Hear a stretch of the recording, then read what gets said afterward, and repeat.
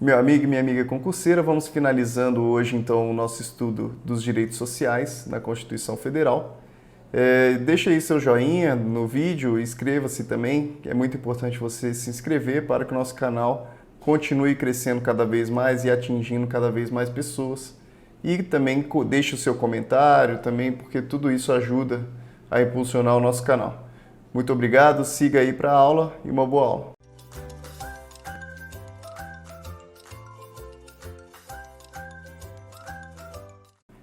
Vamos lá então, prosseguindo, continuando o artigo 7º da Constituição Federal dos Direitos Sociais, os direitos dos trabalhadores. Temos aqui então 29.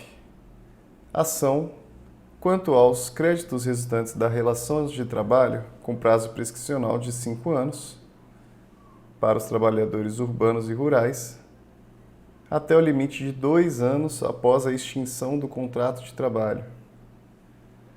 Ok, como funciona isso então? Ele fala aqui em 5 anos e fala aqui também em 2 anos após a extinção do contrato de trabalho. Como é que funciona isso? Existe aqui um contrato de trabalho e no momento em que esse contrato é rompido, o trabalhador ele possui 2 anos para que ele acione na justiça esses créditos resultantes da relação de trabalho. Então, são 2 anos aqui e desses 2 anos, ele possui 5 anos para trás o direito. Então, ele tem o direito 5 anos anteriores. Direito aos 5 anos anteriores. É assim que funciona, então, ele possui 2 anos. Então, ele possui 2 anos para entrar com essa ação e ele tem direito a recorrer desses 5 anos anteriores. É assim que funciona com relação aos direitos trabalhistas. Proibição de diferença de salários, de exercício de funções e de critério de admissão por motivo de sexo, idade, cor ou estado civil. Então, não é possível pagar menos para uma pessoa porque ela é casada, não é possível pagar menos por um negro ou um branco, não é possível pagar menos para uma pessoa idosa ou uma pessoa jovem, não é possível pagar menos para um homem ou para uma mulher. Então, é isso tanto com relação aos salários também, com relação ao exercício de funções específicas. Então, não posso colocar ali dentro de um processo seletivo para a gerência a situação de que a pessoa ela precisa ser jovem, não faz sentido, ou de que ela precisa ser homem, né? São todos critérios discriminatórios que a nossa Constituição veda. Proibição de qualquer discriminação no tocante a salário e critérios de admissão do trabalhador portador de deficiência. Esse termo portador já não é nem mais utilizado também, mas a nossa Constituição, como ela é de 88, ela ainda tem esse termo, né? Portador, porque tem muito a ver com doença, né? Ser portador. Então, já não é um termo mais utilizado, o que se utiliza atualmente é pessoa com deficiência, tá? No entanto, também, da mesma forma, é proibida essa discriminação com relação aos salários e critérios de admissão. Esse é o que prevê aqui, então, esse inciso. Proibição de distinção entre trabalho manual, técnico e intelectual ou entre os profissionais respectivos. Proibição de trabalho noturno, perigoso ou insalubre. Proibição, né? Então, trabalho noturno, trabalho perigoso ou trabalho insalubre a menores de 18. Então, o menor de 18 não pode trabalhar nessas situações aqui. O menor de 18 ele pode trabalhar, no entanto, é necessário que ele seja maior de 16 anos. Então, de qualquer trabalho a menores de 16 anos, salvo na condição de aprendiz a partir de 14 anos. Temos então aqui, a partir dos 14 anos é possível que seja aprendiz, dos 14 aos 16, então, somente nessa situação de aprendiz.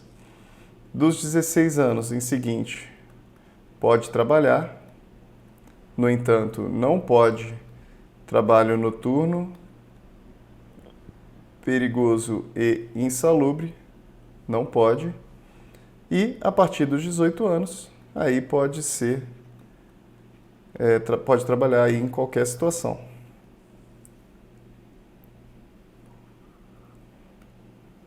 Igualdade de direitos entre o trabalhador com vínculo empregatício permanente e o trabalhador avulso. O trabalhador avulso é aquele que trabalha por meio de algum tipo de intermediação. Existe ali uma intermediação de mão de obra. Normalmente são aqueles trabalhadores das áreas portuárias.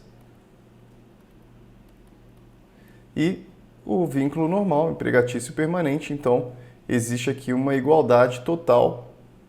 Então, o que existe de igualdade total é o trabalhador urbano, trabalhador rural, trabalhador avulso. São totalmente iguais aqui com relação à Constituição Federal.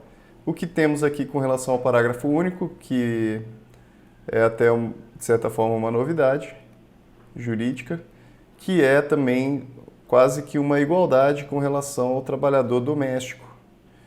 Então, o trabalhador doméstico ele possui aqui todos esses direitos, inciso 4, 6, né? Então, preciso que você verifique aqui, que você leia todos esses incisos para verificar que o trabalhador doméstico possui todos esses direitos aqui agora. E atendidas as condições estabelecidas em lei e observada a simplificação do cumprimento das obrigações tributárias, principais e acessórias decorrentes da relação de trabalho e suas peculiaridades, os previstos nos incisos também nesses outros, bem como sua integração à Previdência Social. O que temos hoje, então, é que o trabalhador doméstico ele possui diversos direitos, praticamente igual ao trabalhador urbano e rural normal. Apenas é importante que você leia aqui para você saber diferenciar. Artigo 8º é livre associação profissional. Associação profissional ou sindical, observado o seguinte. Então, associação profissional ou sindical. Inciso 1º, a lei, aqui já não estamos falando mais então de direito do trabalhador, estamos falando a liberdade de associação profissional e sindical. A lei não poderá exigir autorização, então a autorização não cabe, do Estado para a fundação de sindicato, ressalvado o registro. Tá? Então é necessário que haja o registro no órgão competente, vedadas ao poder público a interferência e a intervenção na organização sindical. Então, o que ocorria anteriormente, muitos anos atrás, é que o poder público, o Estado, ele colocava pessoas do governo dentro dos sindicatos, até para evitar que houvesse algum tipo de manifestação, houvesse algum tipo de problema de negociação em que o Estado não estivesse envolvido. Então, aqui ele está dizendo que está vedando essa interferência e intervenção na organização sindical. Então, é uma proteção aqui aos sindicatos, proteção de liberdade maior para poder negociar, liberdade maior para poder se organizar internamente. Então, até mesmo com relação à autorização, não é necessário que se peça autorização, só é necessário que se faça o registro, até para que possa haver um controle com relação aos sindicatos existentes. É vedada a criação de mais de uma organização sindical, em qualquer grau, representativa de categoria profissional ou econômica na mesma base territorial. Que será definida pelos trabalhadores ou empregadores interessados, não podendo ser inferior à área de um município. Então, a regra aqui é que com relação a um município, com relação aqui aos mesmos trabalhadores ou à mesma categoria econômica, então tanto a categoria profissional, os trabalhadores, ou a categoria econômica, que são os empregadores. Então é possível fazer então o sindicato tanto dos trabalhadores quanto dos empregadores. Com relação a eles, é necessário que no mesmo município só haja um sindicato. Essa daqui é uma situação que é até brigado, porque em alguns países é possível que haja mais do que um sindicato e que os sindicatos concorram entre si dentro da mesma base territorial. Aqui no Brasil, na nossa Constituição, temos a previsão, então, que na base territorial, que é no mínimo de um município, somente pode haver uma organização sindical com relação à categoria profissional ou econômica. Pode haver, então, uma para cada um. Ao sindicato cabe a defesa dos direitos e interesses coletivos ou individuais da categoria, inclusive em questões judiciais ou administrativas. Então, ao sindicato cabe a defesa dos direitos e interesses coletivos ou individuais da categoria, inclusive em questões judiciais ou administrativas. O sindicato, então, possui esse direito de estar defendendo as pessoas que pertencem a ele, né, os seus associados. A Assembleia Geral fixará a contribuição que, em se tratando de categoria profissional, será descontada em folha para custeio do sistema confederativo da representação sindical respectiva, independentemente da contribuição prevista em lei.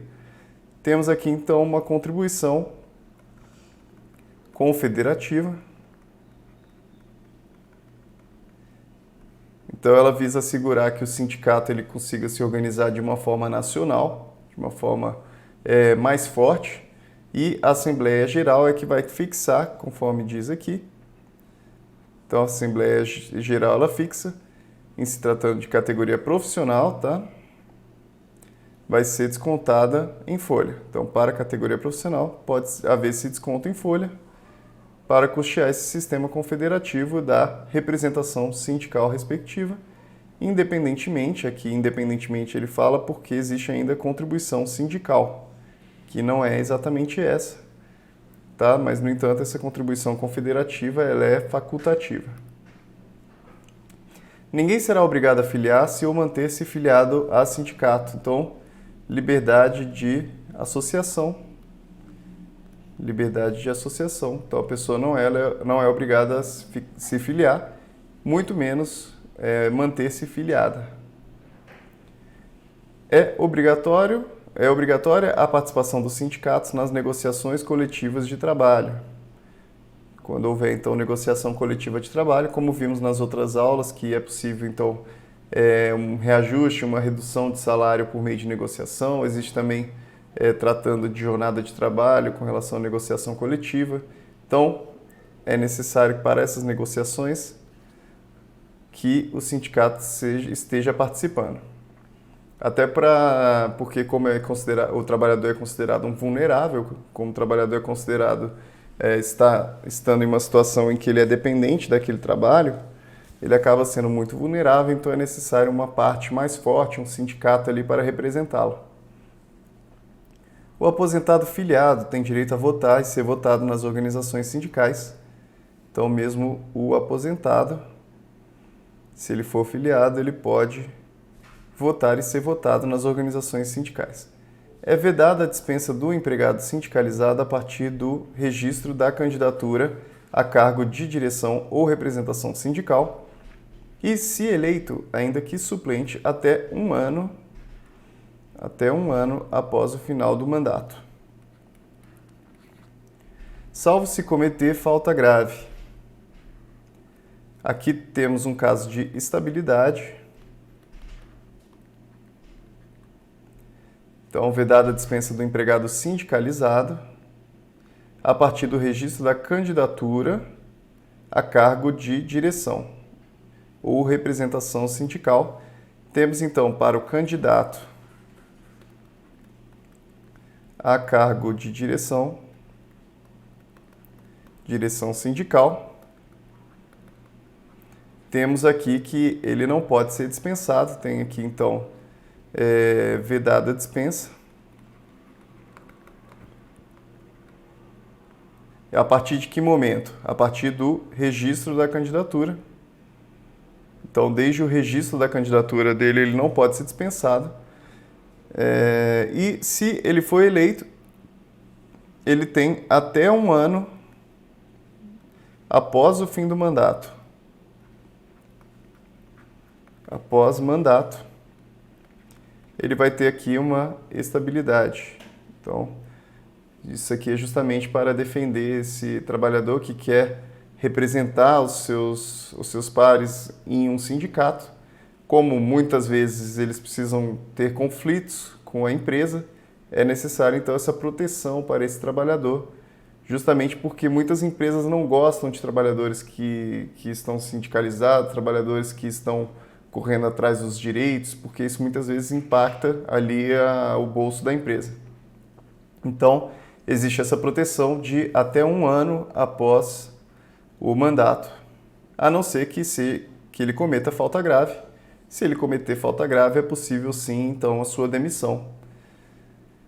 Então, trata-se aí de uma estabilidade, no entanto, ela não é absoluta, tá? Se houver falta grave, então, esse empregado pode ser demitido. As disposições deste artigo aplicam-se à organização de sindicatos rurais e de colônia de pescadores atendidas às condições que a lei estabelecer. Artigo 9º. É assegurado o direito de greve. O direito de greve, então, é constitucional, competindo aos trabalhadores decidir sobre a oportunidade de exercê-lo e sobre os interesses que devam, por meio dele, defender. Então, cabe aqui aos trabalhadores decidir o que eles vão estar pleiteando aí na greve. Não cabe ao poder público, cabe somente aos trabalhadores. A lei definirá os serviços ou atividades essenciais e disporá sobre o atendimento das necessidades inadiáveis da comunidade. Então é possível que, com relação a essas atividades essenciais, haja algum tipo de limitação com relação ao direito de greve. No entanto, a lei vai dispor a respeito disso e, de alguma forma, que o atendimento das necessidades eles continuem sendo atendidos, continuem sendo aí prestados. Os abusos cometidos sujeitam os responsáveis às penas da lei. Então não é possível que, mesmo exercendo ali o direito de greve, não pode haver nenhum tipo de abuso, porque eles poderão ser responsabilizados. É assegurada a participação dos trabalhadores e empregadores nos colegiados dos órgãos públicos, em que seus interesses profissionais ou previdenciários sejam objeto de discussão e deliberação. Trabalhadores e empregadores, trata aqui então de uma participação popular nas decisões, participação popular dos populares, nas decisões dos órgãos públicos que forem impactar o direito deles, com seus interesses profissionais ou previdenciários. Artigo 11. Nas empresas de mais de 200 empregados, então aqui para finalizarmos a aula agora, 200 empregados mais, é assegurada a eleição de um representante destes com a finalidade exclusiva de promover-lhes o entendimento direto com os empregadores. Então, na medida que a empresa fica muito grande, acaba havendo, então, uma dissociação entre aquelas pessoas que representam a empresa e aquelas pessoas que representam os empregados.